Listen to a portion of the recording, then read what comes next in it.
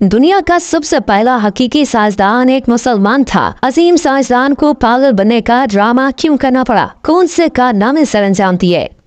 बतौर तालिब इल्म आपने अबू अली अल हसन इब्न अल हैशम का नाम जरूर सुना होगा। मगरबी दुनिया में इन्हें अल हसैन के नाम से जाना जाता है। हम सब किसी न किसी तरह इनकी खिदमत से जरूर फायदा उठाते हैं। इब्न अल हैशम के बारे में कहा जाता है कि वो साइंस की तारीख की सबसे नुमाया और अहम शख्सियात में से एक है। इब्न अल हैशम को उनके तफसीली तजर्बात की वजह से दुनिया का पहला हकीकी साइंसदान कहा जाता है। उन्होंने ऐसे असूल मुतारिफ कराए जो जदीद फोटोग्राफी की बुनियाद बने। उन्होंने अदसों के बारे में जो तहकीक की, इसकी बिना पर नजर के चश्मे, खुर्दबीने और दूरबीनें इजाद हुई। इब्न अल हैशम 965 में बसरा में पैदा हुए, जो इराक में है। इनके पसंदीदा मौज़ूआत में फलकियात, कीमियात, रियाजी, तिब, मौसीकी, बसरियात, तिबियात और शायरी शामिल थे। लेकिन हम खास तौर पर इनकी किन खदमात के लिए इनके शुक्रगुजार हो सकते हैं। इब्न अल हैशम के बारे में एक किस्सा काफी मशहूर है। इस किस्से का ताल्लुक दरअसल इस मंसूबे से है जो उन्होंने दरियाए नील के पानी को मुनासिब सतह पर रखने के सिलसिले में पेश किया था। लेकिन इस मंसूबे पर अमल तकरीबन 1000 साल बाद यानी 1902 में दरियाए नील पर स्वान डैम की तामीर के जरिए किया गया। दरअसल इब्न अल हैशम ने मिस्र को सैलाब और कहर से बचाने के लिए दरियाए नील पर डैम बनाने का मंसूबा पेश किया था। जब यह खबर काहिरा के हुक्मरान खलीफा उल हाकिम तक पहुंची तो उन्होंने इब्न अल हैशम को मिस्र आकर डैम तामीर करने की दावत दी। लेकिन जब इब्न अल हैशम ने अपनी आंखों से दरियाए नील का जायजा लिया तो उन्हें लगा कि ये डैम बनाना उनके बस से बाहर है। इस पर इब्न अल हैशम को यह खौफ लाक हो गया कि खलीफा उल हाकिम इन्हें सख्त सजा देंगे, क्योंकि वो एक ऐसे हुक्मरान थे जिनका मिजाज बदलने में देर नहीं लगती थी। लिहाजा इब्न अल हैशम ने अपनी जान बचाने के लिए 11 साल तक पागलपन का ड्रामा रचाया और 1021 तक यानी खलीफा की मौत तक नजरबंद रहे। इस अरसे में उन्होंने अपने वक्त का बड़ा अच्छा इस्तेमाल किया। इब्न अल हैशम ने नजरबंदी के दौरान अपनी किताबुल मनासिक की 7 जिल्दों में से ज्यादातर पर काम मुकम्मल कर लिया था। इस किताब का शुमार तिबियात की तारीख की अहम तरीन किताबों में होता है। इस किताब में उन्होंने रोशनी के हवाले से अपने तजर्बात पर बात की और ये भी बताया कि रोशनी मुतफर्रिक रंगों में कैसे तकसीम और मुनक्कस होती है और एक सम से दूसरी समत में दाखिल होकर मुड़ क्यों जाती है। उन्होंने बसरी सलाहियत यानी देखने की सलाहियत और आँख की साथ का मुताला भी किया और ये भी देखा कि आँख कैसे काम करती है। 13वीं सदी ईस्वी तक इब्न अल हैशम की बहुत सी किताबों का तर्जुमा अरबी से लातीनी जबान में हो चुका था और इसके बाद सदियों तक यूरोप के आलम इनकी किताबों का हवाला देते रहे। इब्न अल हैशम ने अदसों की खुसूसियात के बारे में भी बहुत कुछ लिखा, जिसकी बिना पर यूरोप के चश्मासाज अदसों को एक दूसरे के आगे पीछे रख कर खुर्दबीन और दूरबीन इजाद करने के काबिल हुए। इब्न अल हैशम ने ऐसे उसूल मुतारिफ कराए जो फोटोग्राफी की बुनियाद बने। उन्होंने एक तारीख कमरे की एक दीवार में छोटा सा सुराख बनाया जिससे रोशनी कमरे में दाखिल होने लगी। यूं दूसरी दीवार पर बाहर के मनासिर का उल्टा अक्स दिखाई देने लगा। इसी तरह इब्न अल हैशम ने एक लिहाज से इब्तदाई कैमरा इजाद किया। 19वीं सदी ईस्वी में इस कैमरे में फोटोग्राफिक प्लेटों का इजाफा किया गया था कि तस्वीरों को महफूज किया जा सके। इसके नतीजे में मौजूदा कैमरे वजूद में आए। इब्न अल हैशम ने जिन उसूलों की बिना पर इब्तदाई कैमरा इजाद किया, उन्हीं की बिना पर जदीद कैमरे और हमारी आँख भी काम करती है। मगरबी दुनिया के लोग तब तक इब्तदाई कैमरे और आँख में पाई जाने वाली मुवासलत को समझ नहीं पाए जब तक जॉन कैपलर ने 17वीं सदी ईस्वी में इसकी वजाहत नहीं की। इब्न अल हैशम ने एक और काबिल तारीफ काम भी किया। उन्होंने मज़ाहिर कुदरत पर बड़ी बारीकी से तहकीक की और जिस तरीके से उन्होंने ये काम किया वो जमाने में आम नहीं था। उन्होंने मफरूजात को साबित करने के लिए तजर्बात किए और अगर उनकी दरियाफ्त पहले से मौजूद मफरूजात से मेल नहीं खाती थी तो वो उसके खिलाफ आवाज उठाने से नहीं हिचकिचाते थे। मुसन्निफ जिमुल खलीली के मुताबिक साइंस के मैदान में इब्न अल हैशम की खिदमात महज एक दरियाफ्त तक महदूद नहीं है। असल में उन्हीं ने हमें सही मानों में साइंस का तरीकाकार सिखाया है। इनकी किताब किताबुल मनाजिर को साइंस की असल दरसी किताब कहा जाता है, क्योंकि इसमें इनके तजर्बात, सामान, पैमाइशों और नताइज के बारे में बड़ी तफसील से बताया गया है।